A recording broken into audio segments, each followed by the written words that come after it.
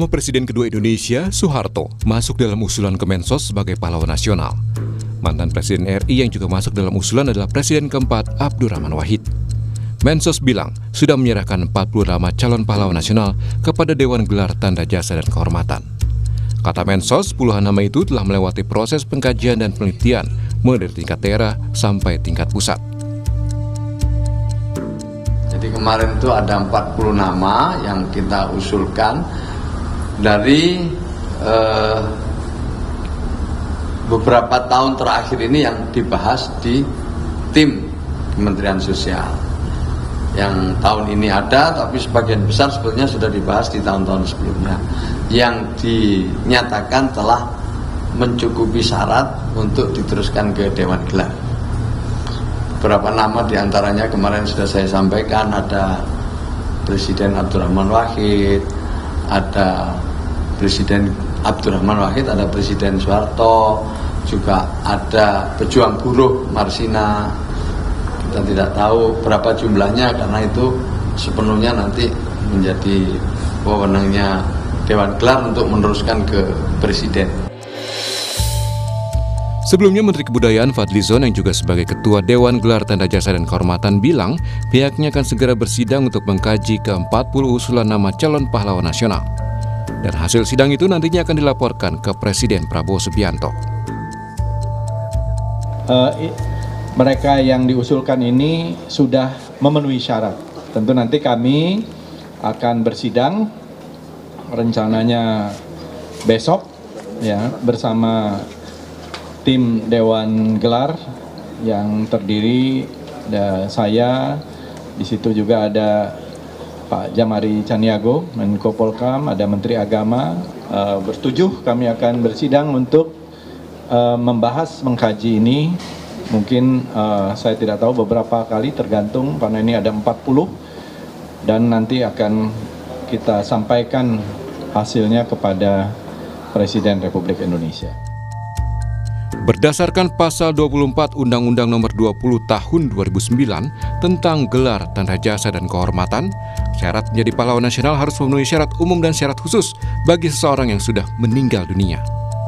Secara umum, syarat jadi pahlawan nasional harus WNI atau seseorang yang berjuang di wilayah NKRI, memiliki integritas moral, setia dan tidak mengkhianati bangsa dan negara, dan tidak pernah dipidana penjara berdasarkan putusan pengadilan. Lalu syarat khusus jadi pahlawan nasional diberikan kepada seseorang yang telah meninggal dunia dan yang semasa hidupnya pernah melakukan perjuangan bersenjata, politik, atau perjuangan dalam bidang lain untuk mewujudkan persatuan dan kesatuan bangsa. Tidak pernah menyerah pada musuh dalam perjuangan, melakukan pengabdian dan perjuangan di sepanjang hidupnya, pernah menghasilkan karya besar yang bermanfaat bagi harkat dan martabat bangsa, dan melakukan perjuangan yang berdampak nasional.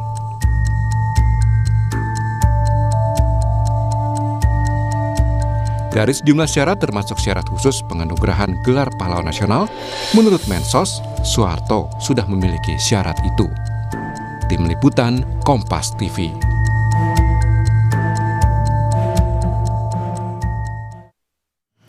Usulan Presiden kedua Indonesia Soeharto untuk mendapat gelar pahlawan nasional menuai pro dan kontra lagi.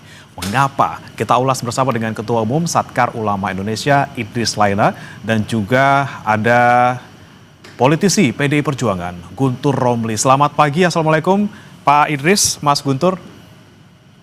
Ya, selamat pagi.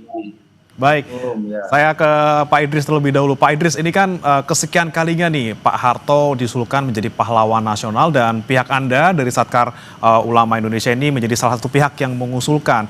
Sejauh ini dari tahun mungkin 2014 sampai sekarang, apakah ada latar belakang baru nih yang mendorong usulan ini, Pak? Ya, jadi pertama tentu kami mengapresiasi atas usulan Bapak mantan Presiden Soeharto sebagai mendapatkan gelar pahlawan nasional.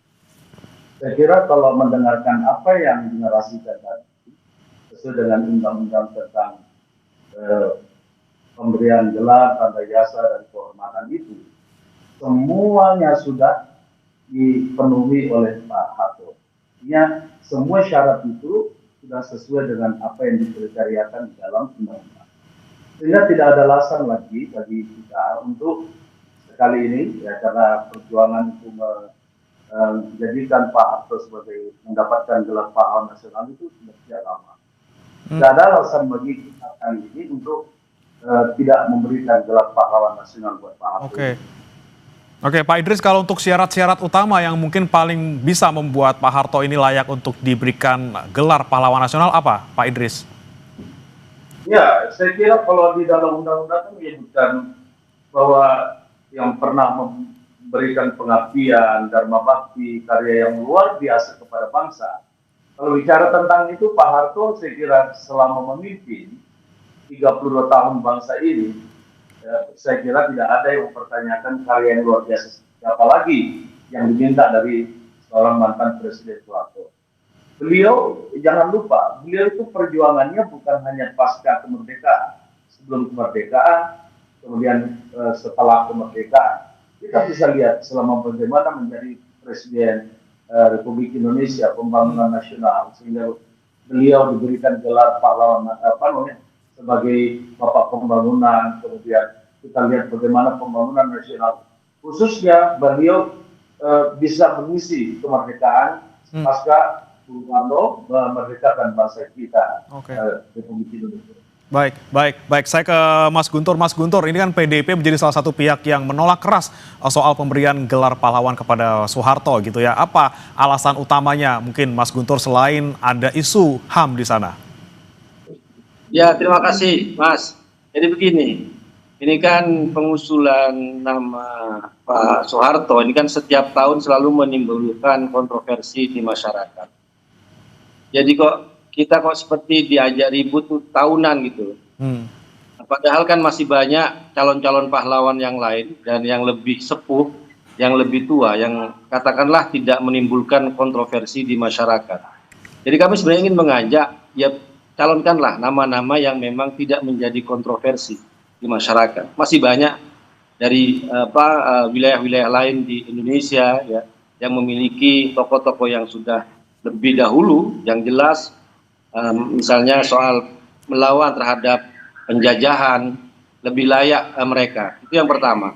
Kemudian yang kedua, ketika misalnya Pak Soeharto nanti dicalonkan sebagai pahlawan atau ditetapkan menjadi pahlawan, lantas bagaimana dengan gerakan reformasi mahasiswa 98 yang waktu itu menggulingkan beliau?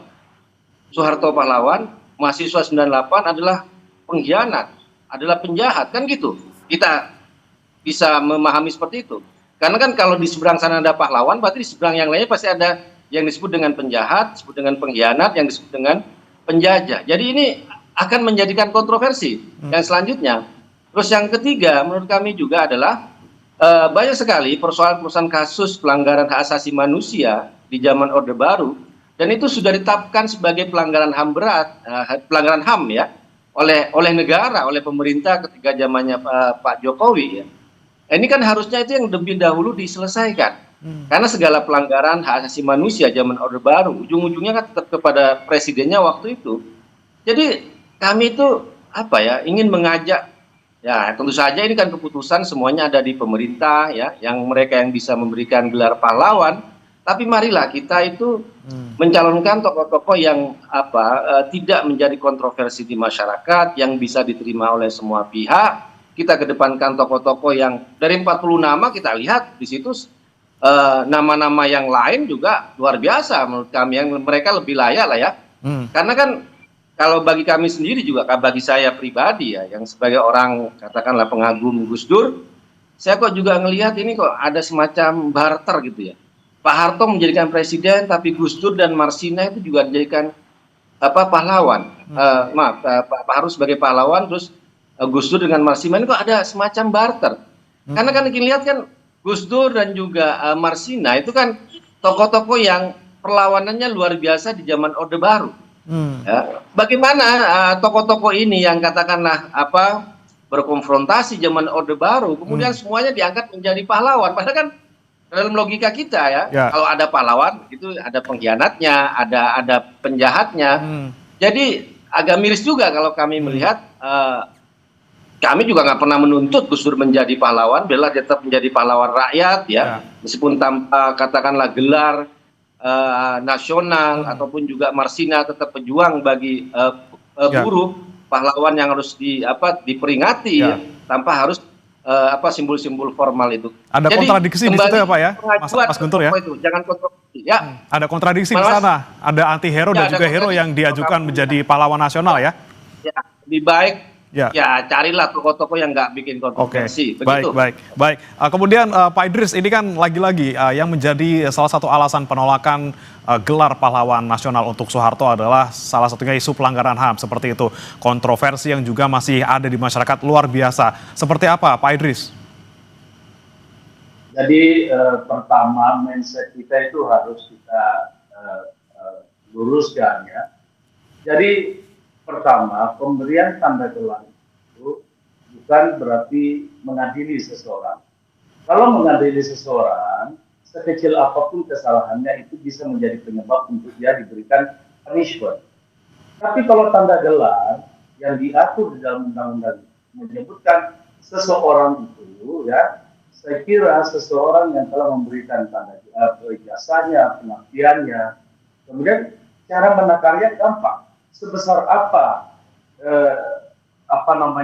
yang telah dilakukan, pengabdian yang telah diberikan dibandingkan kesalahannya misalkan, nah itu bisa menjadi pertimbangan. Oke, ini layak untuk mendirikan tanda gelar.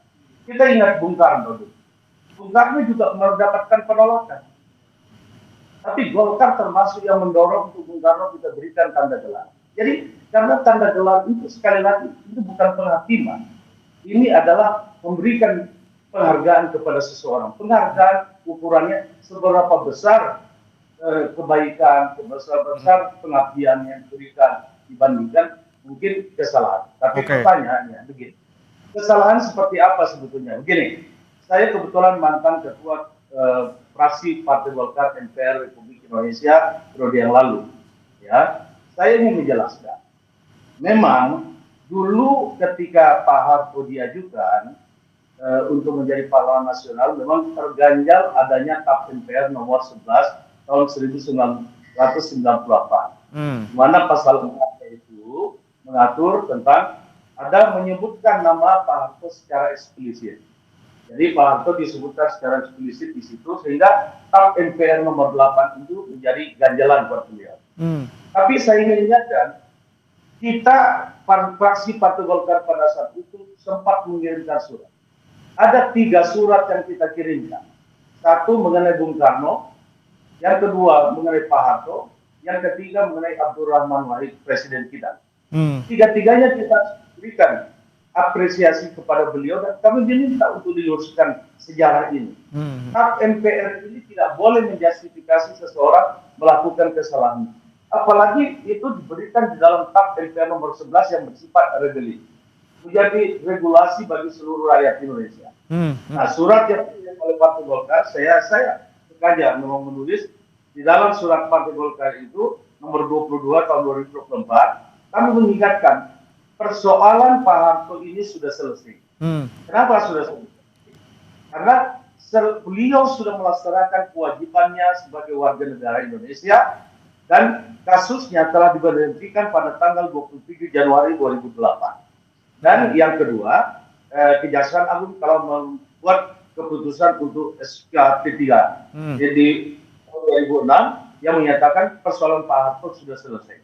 Yang kedua, surat jawaban dari MPR ini ya, pada tanggal 24 September 2024, pimpinan MPR termasuk di dalamnya ada PDI Perjuangan dan lain sebagainya, semua memberikan jawaban bahwa masalah Pak Harto sudah selesai dilaksanakan. Nah, yang kedua, TAP MPR nomor 11 itu juga di TAP MPR nomor 1 juga sudah memberikan jawaban bahwa TAP MPR nomor 1 2003 ini, yang ketiga ini tentang penyelenggaraan negara yang bebas korupsi, kolusi, nepotisme itu sudah dilaksanakan. Dan kemudian turunnya undang-undang. Ada 4 undang-undang yang mengatur tentang ini. Jadi persoalan Pak Harto persis semuanya sudah selesai dilaksanakan. Oke, baik kami tangkap Pak Idris. Saya mau ke Mas Guntur lagi. Mas Guntur, ini tadi disebutkan oleh Pak Idris ada jasa yang luar biasa besar dari Pak Harto untuk Indonesia khususnya, walaupun ada kesalahan di sana gitu ya. Dan kemudian tadi terkait dengan TAP MPR soal Soeharto yang kemudian dicabut. Seperti apa, Mas Guntur? Saya kira begini, Mas. Apapun ya gelar kehormatan yang diberikan itu kan tidak mengubah sejarah yang sudah terjadi, fakta-fakta sejarah. Ya sampai saat ini pun Presiden Soeharto kan tetap disebut sebagai presiden kedua. Dan itu kan tidak akan mengubah sejarah ya, kenyataan bahwa fakta sejarahnya seperti itu. Apa yang beliau lakukan pada zaman Orde Baru. Tetapi pada sisi yang lain ada sisi-sisi gelap yang juga harus kita akui. Yang juga harus tetap diingat oleh masyarakat yang sampai sekarang itu ya masih terasa korban pelanggaran HAM, masih melakukan aksi kamisan, ya kan? Kemudian juga peristiwa-peristiwa yang lain. Jadi jangan sampai gelar kepahlawanan itu memutihkan ada sisi gelap yang harusnya generasi sekarang juga harus pelajari. Itu yang kami khawatirkan. Ya padahal tokoh-tokoh yang lain, ya, yang di daerah yang belum mungkin dikenal, ya karena tidak populer. Tapi mereka kontribusi perjuangannya sangat besar terhadap negeri ini, lebih layak menjadi panutan, ya, menjadi sebagai gelar pahlawan. Kenapa? Nanti ada kecenderungan, nanti pada akhirnya orang mantan presiden ya, di Indonesia ini akan menjadi pahlawan nasional semua. Kalau misalnya kita hanya bicara soal sebagai mantan presiden misalnya. Yeah. Jadi menurut kami kita kembalilah kepada kualitas pada tokoh-tokoh yang tidak menjadi kontroversi di masyarakat, yang mungkin juga harus menjadi tauladan kita bersama, ya dan kita bukan ingin melanjutkan soal kebencian, enggak, ini persoalan kita ingin memilih tokoh, memilih pahlawan ya yang tidak menjadi kontroversi di masyarakat, ya. Dan saya sendiri juga sebagai orang Gus Durian juga tidak pernah menuntut ya negara mengakui Gus Dur sebagai pahlawan, tapi kami sangat akan miris kalau nama beliau dicalonkan hanya untuk dijadikan barter dengan Presiden Soeharto ya sebagai pahlawan, apalagi tambah lagi sekarang itu dengan Marsina ya. Bagi kami janganlah menjadikan gelar pahlawan ini sebagai barter politik ya kan, kemudian ada tujuan yang lain. Tapi benar-benar kita mengakui, mengangkat sosok tokoh yang benar-benar bisa menjadi pahlawan kita bersama tanpa ada kontroversi. Begitu. Mas Guntur, ini kan ada 40 nama yang diajukan selain Pak Soeharto, ini jadi salah satu dari 40 itu. Memang nanti kan belum tentu semuanya akan diterima gitu ya, ada beberapa yang mungkin hanya akan memenuhi syarat kemudian diangkat jadi pahlawan nasional tergantung Pak Presiden Prabowo Subianto. Ini kan sudah ada nama banyak yang diusulkan. Kenapa kemudian Pak Harto nggak boleh masuk juga, Mas? Pertanyaannya kalau sudah ada banyak nama yang lain, kenapa nama Presiden Soeharto tetap dipaksakan untuk diusulkan, Mas? Padahal kan kita tahu itu kan hanya bikin kontroversi, bikin perdebatan di masyarakat dibanding tokoh-tokoh yang lain. Misalnya kalau di kami ya, di kalangan NU kayak Bisri Samsuri lah, ya, lebih layak secara senioritas, secara ketokohan misalnya dibanding Kiai Haji Abdurrahman Wahid. Ya, kita harus akui, ya kan? Ataupun juga ada Kiai Mahrus Ali yang ada dari Lirboyo yang lebih sepuh. Ya kalau secara kita bicara soal senioritas ya, bukan siapa yang pernah menjadi presiden, katakan seperti itu.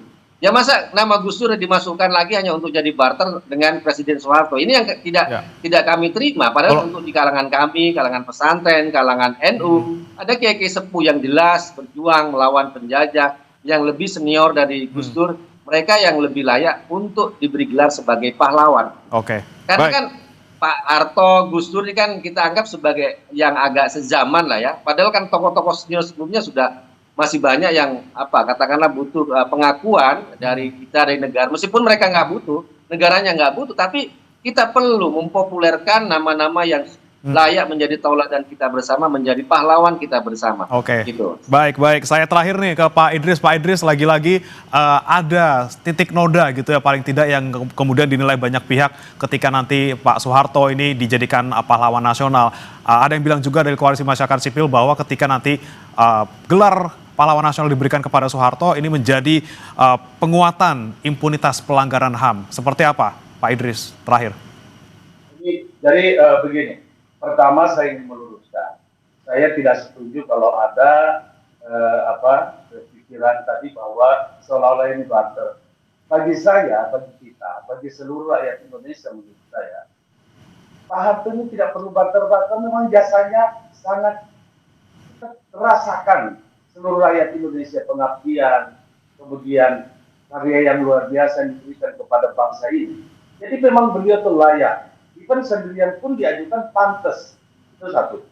Nah yang kedua, saya tadi mengulang kembali bahwa yang kita memberikan itu kan tanda jasa. Jasa itu diberikan ukurannya adalah seberapa besar manfaat yang diberikan dibandingkan mudarat. Nah, saya kira kalau bicara tentang Pak Harto, wah jasanya luar biasa. Nah yang ketiga, ini yang harus kita luruskan juga. Saya selalu bertanya, selalu disebutkan Pak Harto sebagai pelanggar HAM. Saya ingin bertanya kepada siapapun, boleh dijawab. Institusi apa yang punya otoritas untuk itu yang pernah menyebutkan Pak Harto melanggar HAM? Artinya putusan, bukan kalau hanya sekedar ada lembaga swadaya atau menyebutkan bahwa Pak Harto melanggar HAM atau perorangan, itu kan tidak bisa menjadi ukuran.